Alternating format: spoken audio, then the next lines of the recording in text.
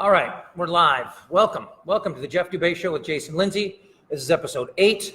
The date of this taping will be December 30th. It is December 30th. Snowing outside like a mother right now. Lots to get to today. We are live from Uptown Fitness, the title sponsor of the program. Fill us in. We are live from Uptown Fitness, Jeff. 1207 Lagoon Avenue, right in the heart of Uptown. For people who aren't super familiar with Uptown, if you know where the Cub Foods is, we can see the Cub Foods in the reflection of the mirrors right here. We're 100 yards from their front door. If you know where Calhoun Square is, we're about 200 yards from their front door. And we are a small group personal training gym. We do offer one-on-one personal training, and there are people that use that or that take that option. But most do small group because you can share the cost, Jeff. You can get fit. You can get coached through a session. You just show up. We do the rest. Sign up, show up. And we will tell you what to do. We'll design the programs for you.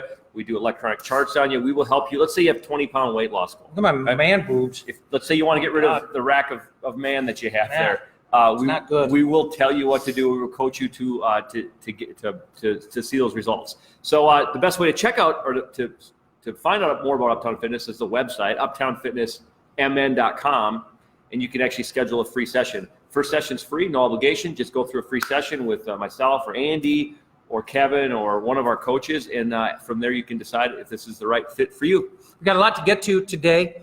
The Vikings had their regular season finale yesterday, as of the day of this taping. They lost to the Bears 21-19. And there's nothing concerning about that to me. They played it like a preseason game. We'll get to some things. Vikings, obviously, they now go to New Orleans to take on the Saints in the wild card round of the NFC playoffs. Noon on Sunday, which I'm in favor of because it's going to, for your scared little girl quarterback, this is as far from prime time as it gets. You're on noon on Sunday. Yeah. Noon on Sunday. Now, don't get me wrong. There's bright lights, big stage. It's the NFL playoffs, and you're in New Orleans, which is right. It's the least hospitable road environment in the NFL playoffs, other than New England, other than Foxborough. Yeah, maybe. Yeah, because that's outdoor. This is a controlled climate. It's fine. Well, when I say environment, I don't mean weather-wise. No, I know what you meant. I believe they're 12-1 in their last 13 home playoff games, and the one loss came by a really bad no call on pass interference. So basically, the Saints have been unbeatable at home in the playoffs. So that's what the Vikings drew. So you're saying it's over? Yeah, pretty much. I have very little optimism that Kirk Cousins is going to go on the road in that environment and play winning football. But we'll get to that momentarily. A quick rundown of things that we could get to today. You never know if we'll get to all these things or not. But the Gopher football team is playing Auburn in a couple of days down in Tampa in the Outback Bowl. So we got that to get into. Some college football playoff reaction after watching LSU dismantle Oklahoma and watching Ohio State get screwed in a game that they absolutely deserved to win against Clemson. Do you want to talk about that? Because I didn't watch it. What happened? Ohio State was a better team. They were the better team from the beginning of the game to the end of the game. I mean, Clemson had a good stretch in the middle, but Ohio State was a better team. They deserved to win the game. Okay. They have themselves to blame to a certain extent. They settled for a lot of field goals in the red zone. The red zone offense, their execution was not good. They could have been way ahead in this game. They could have been 3-4 touchdowns ahead. Instead, it was 16-0. Could have been much worse. Yeah. Or much better from Ohio State's perspective. Okay. They did have some calls not go their way. The targeting call, I didn't have a huge problem with it. It was bad luck. I felt for the player and for Ohio State. It's just bad luck. He wasn't going in high. He wasn't going in to hit high. Quarterback ducked a little bit. The guy came in and kind of just a glancing blow. It wasn't really like crown of the helmet into the side of the helmet. Just kind of hit him in the shoulder and kind of glancing blow. But nonetheless, in college football, in today's atmosphere, the way they call the rule, I didn't really have a problem with them calling it. But again, I sat there and watching it, thinking to myself, "Well, that's really bad luck." Because he wasn't coming in to hit him high. It's just the way. When you tackle somebody at full speed, it's really hard to know exactly what's hitting what. That wasn't a penalty. Well, it was. It was a targeting. It was, but it was bad luck. I mean, when you're flying in on a blitz, this guy's a cornerback flying in on a blitz at full speed. Yeah. I mean, you hit this quarterback, and sometimes you can't control if your head is going to hit somebody's head. Oh, I agree. It happens so fast. I don't agree with I don't think there should be a rule anyway. But it's just, I wish there was a little more leeway, but there just isn't. So again, I understood the call, and I didn't think it was a bad call. I thought it was an unlucky call. And it was going to be 4th and 15. And at the time, the game was 16-0. The Buckeyes were going to get the ball back and complete control of the game. That was a first down play that led Clemson on a touchdown drive. So it was a big deal. It was probably the biggest single turning point of the game. The other biggest point of the game came on the previous possession for Ohio State, and it was the right call. But Dobbins, what's his? Why is I'm blanking his name? But he catches the ball out of the backfield. He's going in for the touchdown. Okay. And he goes to the ground and loses the ball. J.K. Dobbins, and it's at the time it would have made it. I mean, it would have made it 20-0. It would have been 20-0. Wow. They settled for a field goal, made it 16, and then it was the next 21 points were scored by Clemson. And then J.K. Dobbins, by the way, later in the second quarter, wound up having his ankle rolled up on, and it definitely limited his effectiveness. He was in the first half of that game before he got hurt. He looked like he was going to run wild over Clemson. Having watched that game, maybe there's some Big Ten bias here, but having watched that game, I have no doubt Ohio State's a better football team than Clemson. There's no doubt in my mind. I mean, I thought it was pretty clear cut. And then Ohio State, I thought, got really screwed on a replay later in the game. They scored what should have been a defensive touchdown. And I did not buy, they got the ref in the booth kind of a thing, on the broadcast to try to clear up. Yeah. And he's, right away, Chris Fowler and Kirk Herbstreit agreed that this was a fumble. It was a pass out into the right flat. Clemson receiver gets stripped, and they scoop and score, do the Buckeyes. And right away, they looked at the replay, and Fowler and Herbstreit said, hey, look, that's a fumble. It's like a fumble. Then they get the referee in there, and he says, I'm going to disagree with you guys because I don't see a football move here. Now, see, the guy caught the ball out here, out away from his body. Got to have a football move, Jeff. Well, no, but you don't. No, you don't if you have a third step. And that's they should have called the ref on this. Okay. Yeah, I know people are like, oh, yeah, and the ref doesn't. The ref was wrong. The guy caught the ball out here, and he never really put it away, but he had two hands on it, and it was not moving. Okay. I mean, he caught it and took three steps. And took 3 steps. The rule is 2 steps and a football move or a third step. And he absolutely a football move. He absolutely took 3 steps. Right. He never tucked it. He never got it tucked. He had it out here the whole time, but he had 2 hands. It was not moving. And is this challengeable? How does this work? I mean, but once they review it, you can't review a review. There's no appeals process. So they reviewed it to the Supreme Court. They reviewed it and they called it incomplete. But I don't know how. It doesn't make sense to me. He didn't put it away. Maybe there's something in the rule about you got to tuck it. But he had complete control, and he took a third step. Crazy. And the rule is, both in the NFL and college football, 2 steps and a football move or a third step. And he absolutely had a third step. So, I mean, just really some bad luck when Ohio State's way. And then, of course, they had the chance to win at the end. And the receiver, Olave, broke off his route right as Justin Fields was releasing the ball. You had the receiver basically running a deep post. And just as Fields was releasing the ball, or the guy was at the goal line, he was stopping to break his route off to the corner. Okay. And so, obviously the ball sailed far away from the receiver and into the hands of a defensive back. And Clemson got a win that I think Ohio State was a better team. They were absolutely dominating this football game. They had some bad breaks along the way. I'm not going to say they got screwed, but they had some bad luck. Yeah. And they also, they did some things that they need to take some blame for, not specifically not converting in the red zone. And when J.K. Dobbins, when he dropped that touchdown pass, it was about to be 20-0, and all the momentum in the world against a Clemson team that hasn't been tested all year. They haven't played a quality opponent all year long. Their schedule far softer than that of Minnesota's, and we all know how people felt about our schedule. You want to the Clemson played nobody. Because did you actually think Oklahoma had a chance? No. What happened? Okay, you didn't. No, I didn't think they had a chance. Right. But rephrase that. I thought they had a chance to be competitive, and the reason I thought they had a chance to be competitive was because Jalen Hurts, in his career as a college quarterback, was 38-3 going into that game. How often is a quarterback with a career record of 38-3? How often is he given no chance to win a football game? And going into this game, nobody gave Oklahoma a chance. But Joe Burrow is so good. He is all year long. There's been all this debate about who's going to go at the top of the draft. Which quarterback do you want? Are you a Tua guy? Are you a Herbert guy for Oregon, who I think sucks? Well, doesn't suck, but he's not of the caliber of Joe Burrow or Tua Tagovailoa. But with Burrow, if you want to make comparisons, and people hate comparisons, I love comparisons. Puts it in perspective for people. I think in the pocket, Burrow reminds me of Brady. He's just a tall, lanky guy. He's super calm. Goes through progressions. The longer he's in the pocket, he's going to kill you. Mm-hmm. He's got great touch, great accuracy. When he's out of the pocket, he reminds me of Aaron Rodgers. I mean, he's got legs. He's got athletic ability. He can make plays with his feet. I'm serious. I think he's Brady in the pocket and Rodgers out of it. Nobody was talking about him last year. Where did he come from? Came out of nowhere. Well, I mean, he was on Ohio State for 3 years. Okay. He had a redshirt year and then 2 years where he was basically just a backup. Okay. And when it was apparent he wasn't going to get a chance to play, or that he was going to have to wait too long to get his chance to play, he transferred. And that's what quarterbacks do these days. That's why. There are all these. You read some stuff about Tanner Morgan about why he didn't transfer because he came here as a freshman and lost the job to Zach Annexstad. Well, Tanner Morgan wasn't a big time recruit that people are just knocking down his door to get. Right. Like Justin Fields was the #1 quarterback prospect in the country, all-purpose quarterback or dual threat quarterback coming out of high school. He goes to Georgia, which didn't make a lot of sense, because they got a guy and then he had to sit there behind and he just it just wasn't going to work out for him. So he transferred to Ohio State, and.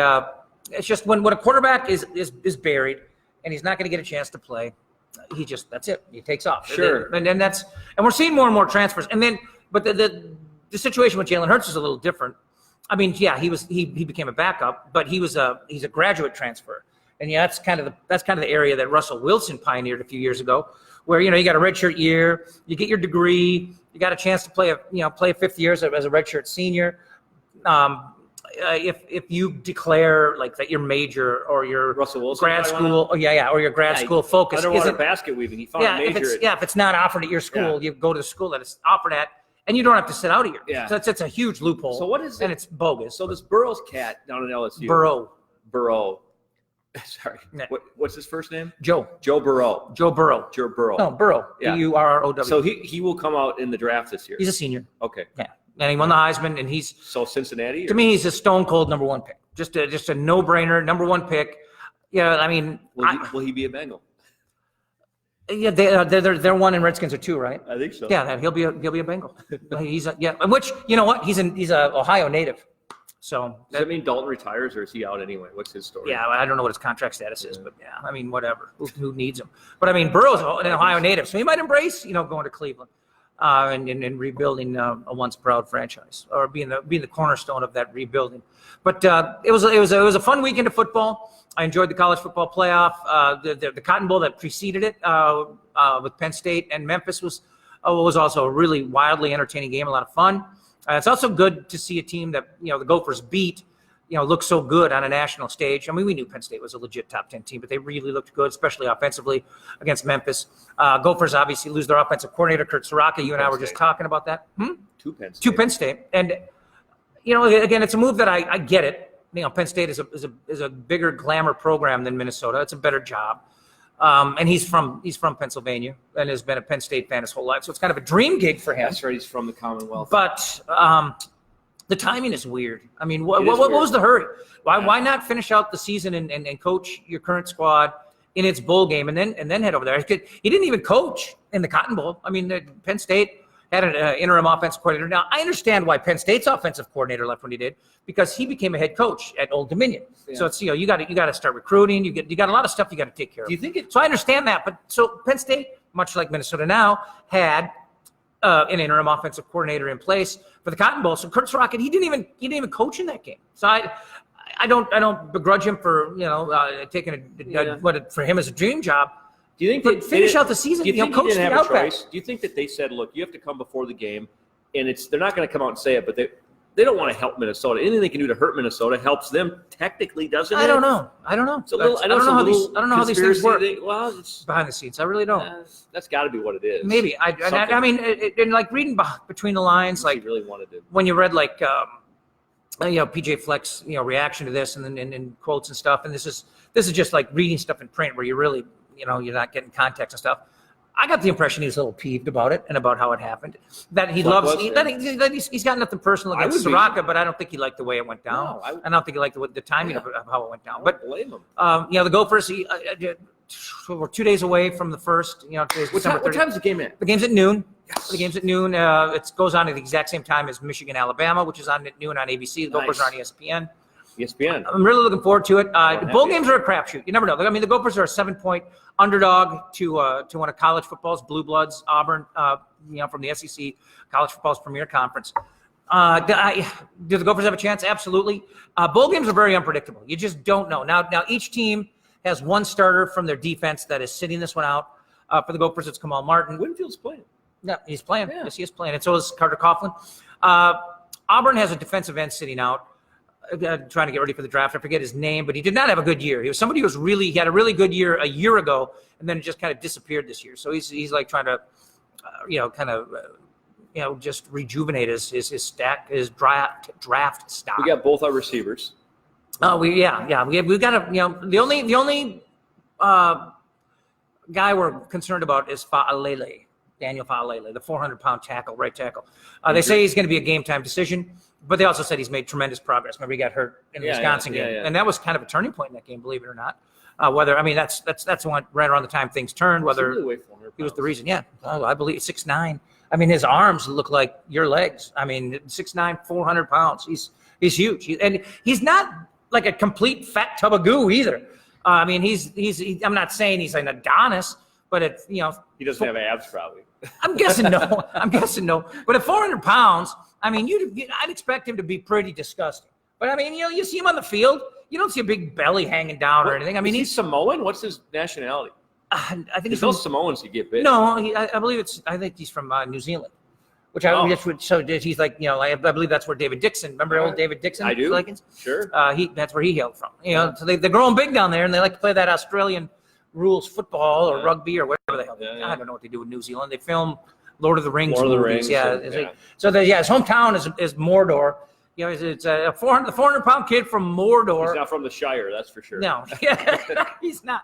But he's a game time decision, and hopefully he does play. Back to the Vikings. The game yesterday meaningless.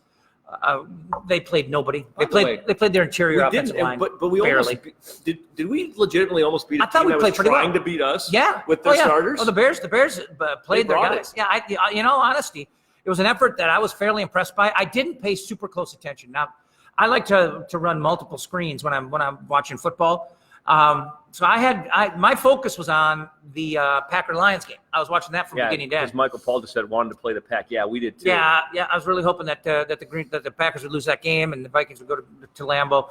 Not that I think the Vikings would be any lock or anything at Lambeau, and then the chance of losing 3 in a row to the Packers is dogs, and I think we'd have a better chance. Yeah, and I'd rather have being a Packer hater, an unabashed Packer basher.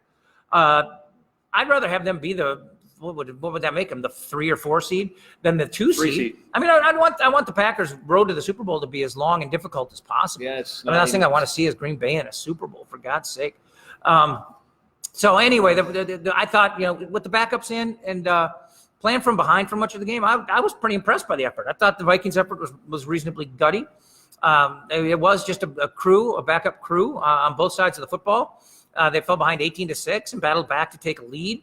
Odenegbo almost had his second defensive touchdown in the last 3 weeks, but they said he was down to a knee to recover it and was touched when he was down, so they brought the touchdown back. Yeah, Vikings settled for a field goal, and he was down. It was the right call. And then the Bears went down the field. How did Mannion's numbers look? I didn't check that out. Was he who's backup? Who's our backup? Oh, Mannion. Yeah, Mannion. I have no idea what his numbers. I couldn't care less. I mean, if it is as little, as little as or as low as my opinion of Cousins gets at times. If Sean Mannion steps beyond the white sideline, I mean, if his toe touches green, if he drops a clipboard, yeah. I mean, yeah. If there should almost be a computer chip in his shoe that if he crosses the line, every alarm in the world goes off. It's end of the world stuff for the Vikings if he sets foot on the field. I couldn't care less. What his numbers were against that. I mean, he made a few plays when I was looking, but I was really focused. But he shows no signs on the Packers-Lions game. I was watching the Packer-Lion game. I had the sound up on that. No sound they on the Vikings. Out again. Well, I mean, they have a way of playing just well enough to beat bad teams, and they did it again. And I mean, we sat here last week, and I told you how bad David Blau is. Oh my God! If David Blau, if he's just reasonable, if it's just anything less than a Jerry's kid type performance, I mean, put him in a wheelchair and throw him a telethon. He was so inept. And I mean, if he's anything, above level of Jerry's kids in this football game, the Lions win it. I mean, in the fourth quarter, that interception he throws when they're up by 7 and they got a chance. They got a chance to make it 10. If they make it 10 at that point, it's going to be a tough comeback. He's got all day in the pocket and he throws this ridiculous pass. So you're saying if Mannion was on their team instead of this guy, they would have had a much better chance. I mean, and I told you, David Blau sucked when he was at Purdue. Yeah. I mean, he's a Big Ten reject. He was just a nothing quarterback in the Big Ten. And he throws this pass that is 15 yards behind a receiver all day in the pocket on this particular play, all day to survey the field. And somehow he throws it to Blake Martinez, who's 15 yards away from the receiver, not even close to the receiver. I mean, it's one of the worst throws I've ever seen an NFL quarterback make. But of course, David Blau, NFL quarterback, he plays in the NFL, so literally is he an NFL quarterback? Yeah. But I mean, just awful. And then they still had a chance. They still had a chance after their interception of Rodgers with the game time. They still had a chance, and he came in and made just a couple of horrible throws. Just David Blau, my God. But I mean, Green Bay is 13-3. Rodgers throws that long pick. Yeah. And then Blau goes 3 and out. And it just doesn't even come close. It doesn't even come close. No, yes. I mean, there was nobody. I promise you. I went to the bathroom and came back. It was 3 and out. I promise you. When after the Rodgers pick, there's the amount of panic on the Green Bay sideline is that much. Yeah, right. Because it's like okay, this is our strategy. We're gonna put David Blau back out on the field. This is what we want. It's like punting. Oh, seriously, it's just he was just an absolute mess. David Blau. He just awful quarterback. I mean, obviously the season was just a complete throwaway for Detroit once Stafford got hurt. But I mean, they still almost pulled this off. But here's Green Bay 13-3. And they literally were 1 inch, no 1 inch jokes here, but they were literally 1 inch away from being the number 1 seed in the NFC playoffs. I mean, if you watch that San Francisco-Seattle game, a Seattle win means that the road to the Super Bowl goes through Curly Lambeau Field. Yeah. And I mean, what a bizarre end to that game. I didn't watch that. Oh my God. Come back? Seattle, I mean, it's 26-14 with like 5 minutes left. Jesus. They get a quick touchdown, 26-21, and then they're threatening again. And they got like 4th and 10 with like 30 or 40 seconds left. They're 4th and 10 on the Niners 12-yard line. They complete a pass down to the 1 on 4th and 10 from the 12. So they get the first down. It's going to be 1st and goal inside the 1. And they're out of timeouts. And I'm still not sure how this exactly happened. But Marshawn Lynch was coming into the game because he'd already scored once on a 1-yard run. And he's still pretty unstoppable from that distance. I mean, he leaped over the top for a convincing touchdown earlier in the game. So here he comes, and there's some confusion about whether or not he should be in the game. And I don't know if the play clock ran out or if they got called for taking a timeout that they didn't have. But either way, they wound up getting a delay of game penalty. So instead of having the ball at the 1 foot line, they're out by the 6. It's all the difference in the world. Yeah. And beast mode's no longer a factor. Yes. So they get it to 4th down, 4th and goal, time for a play or two, and they complete a pass to the tight end at the 1-yard line. And there's a linebacker for San Francisco whose name escapes me, who makes a clutch tackle. And the guy goes down. He goes down, rotating his body towards the goal line. And I mean, he's literally you watch. The pylon cam will show you. I mean, the ball is that far from breaking the play. It was. So it was really 1 inch. You weren't just. Oh my God! No, it was. It was really literally. I watch that. I mean, it was quite. And then the clock. And then the clock. Looks like we're going to. Yeah, I mean that would affect where we went. Well, we would have gone to Seattle. We would have gone to Seattle. Would you rather go to New Orleans or Seattle? Well, if you're looking at it from the perspective of what's the Vikings' best chance to win a game, they have going to Seattle. Going to Seattle would have given them a better chance. Seattle's got no running game right now. They got no back. And as tough as it is to play there, I still think New Orleans is the toughest playoff atmosphere in the NFC. That would have given you a better chance. But as a Packer hater, that would have made the Green Bay Packers the number 1 seed.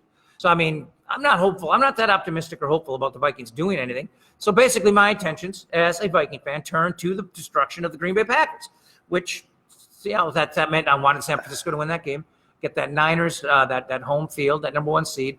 Green Bay, if they are fortunate enough to win in the divisional round, and if they get New Orleans in Lambeau, I don't think they will win that game. But if they do get past the divisional round, I don't think they can win in San Francisco. Our buddy Phil Olsen predicts the Queens will upset the Saints this coming Sunday. Well, here's the thing. And I mean, the Vikings chip chair chances about. I mean, the Vikings are legitimately. I know their record's 10-6, but they're legitimately an 11-5 team. I believe the Saints are a 12-4 team, and the Vikings are a very talented team. This thing shouldn't. If you look talent for talent at who these two teams are, for this thing to be an 8-point spread, it blows my mind. Extreme. However, if you look at like if you're just looking at this game in a vacuum, the 8-point spread makes no sense. I mean, the Vikings are a very talented team. The Vikings have a better, I think, personnel-wise, have a better defense than do the Saints. Sure. But New Orleans, 12-1 in their last 13 home playoff games. Yep. Kirk Cousins, notorious bedwetter / thumbsucker. Put him on a bright light, big stage. He's gonna wilt like a lily. And the fact that the Vikings have won, what have we won? 2 road playoff games since '88. I think I saw in the paper today. Well, Zimmer's won 2 playoff games. So when you look at all these things, and I know that there's the history of what the Vikings did on the road in playoffs in like the '90s doesn't affect this game, but nonetheless, it's a team that is not a team and a coaching staff that has not shown much toughness or character on the road in the postseason. It's a quarterback who's shown no character against quality opponents of any kind under any circumstance. Again, I was really, really happy, and I'm not making this up. I think it's a factor that this team got noon on Sunday because primetime Saturday, late game Sunday. You can trick Kirk into think it's just another Sunday. I'm in all honesty, your quarterback is that fragile. He is such a wuss that I'm grateful that he is going to be as much in his element as possible playing at noon on a Sunday. It doesn't mean it's going to be easy by any stretch. Again, a raucous environment, a team that plays really well at home, a team that plays extremely well at home, especially in the postseason. Just be competitive. Drew Brees, that's all I ask postseason. At this point. Just be competitive. Yeah, I don't want a 30-10. I will say this though: if the Vikings win the game, they go to San Francisco. And if you're a believer in history repeating itself, in my lifetime, one of my very favorite playoff runs the Vikings ever made was in 1987. 87, baby. Yeah, they went to New Orleans. Well, they went to New Orleans first as a heavy underdog. Yeah, that was the beginning of the whole Houdat. Saints. Bobby Hebert just 12-3. Absolutely, talk about crap in the bed. Yeah, it was. So the Vikings were like 8-7, but they were really 8-3 or 8-4. Whatever, 8-4, whatever it was. Yeah, it was the strike year. And basically, over the next 2 games, Anthony Carter, he was Randy Moss before Randy Moss was Randy Moss. I mean, it all started with the punt return at the Superdome where he just ran circles around people. Is that the game where Jerry Rice just dropped the ball? Just running down the field and just dropped the ball. I don't recall, but I remember. That happened once. I remember the Vikings had a running back named Allen Rice, who actually had a better game than Jerry Rice, and Anthony Carter absolutely blew up in San Francisco. Yeah. I mean, it was. This was all leading up to the Darren Nelson moment in Washington. Was that still your Joe Montana's Niners? Yeah, that was Joe Montana. Okay. It was something else to go to Candlestick in 1987, and the Vikings really took them apart. Reggie Rutland had a pick 6, number 48, who later what did he become? Was it Najee Mustafa? He had. He changed his name. But yeah, I think he saw The Lion King and he got very inspired by the names. No, I'm just kidding. I don't mean to make fun of the Islam faith. That's the year we had 9. No, but yeah, Reggie Rutland, the cornerback from Georgia Tech, became Najee Mustafa. But anyway, so the Vikings' path, if you want to even call it a path, you need a machete and a weed whip to call this thing a path. But it's the path of through the playoffs starts at New Orleans, then we go to San Francisco. So in that way, it resembles 1987. Yeah. Hopefully, it'll find a couple other ways to resemble 1987 as well. So what else? Was there anything else we wanted to get to? We talked college football playoff. No, we did a brief preview of the Gophers Auburn. I guess yes, we did. The last thing. Talk Vikings. I forget NFL playoffs. The name of the. Oh, by the way, wasn't it great that Miami beat the Patriots and knocked them out of a bye? How does that happen? How does that happen? The Miami Dolphins. And I'm sorry, was that in Miami? No. It was in Foxborough. It was in Foxborough. They're playing for everything. Yes. Yeah, they're playing for a number 2 seed. Yes. Yes. A bye and then just one road game to get to the Super Bowl. Instead, they've got to play in the wild card round and then 2 road games. It was a huge loss for them, and they lost to the Miami Dolphins at home. And this is a weird New England team. I still don't count them out. No, I wouldn't either. What are they, 12-4 right now? I believe they're 12-4. I mean, and they seem so vulnerable, but 12-4 is a pretty good record. And I don't know. They do play a shitty division, but Anyway, somebody said, I don't see anybody beating LSU. So the Monday, is it Monday night game, LSU? It's Monday, January 13th. Yeah. Oh, so it's the next Monday after this one. Yeah, they get Mondays from basically today. they got 15 days okay. from the time So how do you see that game going down? Where's that played at, by the way? This one is going to be at the Superdome in New Orleans. So kind of in the backyard there for LSU, a stadium where they've had a ton of success in the past. But, obviously, I mean, Clemson has not lost a game in 2 years, in over 2 years. Trevor Lawrence has never lost a game in college. Having said that, I can't say there's no chance, but LSU is so good, and Joe Burrow is so good. I don't know how they have much. We're talking about a team that has not lost a game since 2016 or whatever the hell it is. Since Obama was and I'm in office? sitting there saying that they basically have no chance. But the way LSU plays, unless Joe Burrow slips getting out of the shower, I don't know how this team loses. Unless he gets knocked out of the game. If Joe Burrow's in the game, I don't know how there's a team that I've seen in college football in the last 10 years that could compete with this LSU team. They're phenomenal, and Joe Burrow. I love Joe Burrow. I mean, I think he. If you ask me right now, make me an NFL GM and say, hey, you can have either Patrick Mahomes or Joe Burrow. I have to think about it. I mean, I have to give it some serious thought. I think a few years from now, Joe Burrow is going to be, in a couple of years from now, he'll be right up there with the elite of the elite in this league. I mean, I love Patrick Mahomes. But I would have to seriously consider Joe Burrow. He's going to be that good at the next level. I'll take your word for it. I mean, Clemson, and I can't get past the fact that I think Clemson was outplayed by Ohio State. Does it have the hallmarks? Absolutely outplayed by Ohio State. So, this LSU should be a 10. I haven't looked at the spread, but I got to believe they're a 10-point favorite. Does it have the hallmarks of a high-scoring game, or do you think it'll be? Oh, yeah. Okay. Yeah. Oh, yeah. These are two 42-38. These are two great quarterbacks. And Trevor Lawrence, by the way, still undefeated as a starter in college football, a defending national champion, and probably the preseason favorite for the Heisman next year. 6'6". He ran for like 100 yards in this game.